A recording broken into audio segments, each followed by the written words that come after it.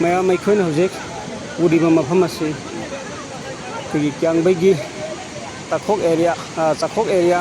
tegi kongba turen gi sing kai seliba mafam aduni tegi sing si ngasi nongalamdai pung ahum adai gi kaisan ba hobani ado hojik khobada yamna kanna thingna bahonari ahoi ayamba sorok wa amadiyo na singba yunga ba matungda halong thada ba hore koi thabaksi ayamana 50% gi mthata loisile ebe tare adu mayam su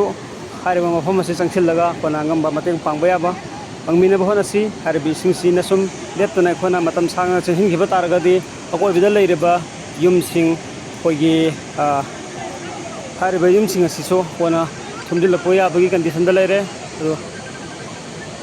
hojik thogi enadi kona hariba mafam sida amang ta thokpagi todebo pau phangdri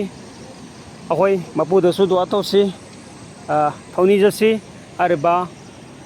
sugumba khudong thibase mukhanna thokan bitanaba toina namang ta thokadaba khudung maktagi kanbinaba hoi nijasi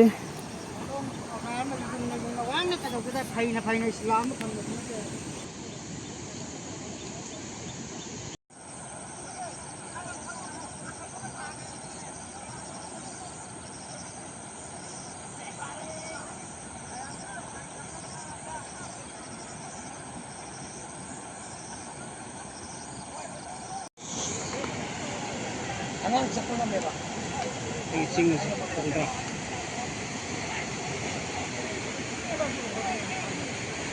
lewa pala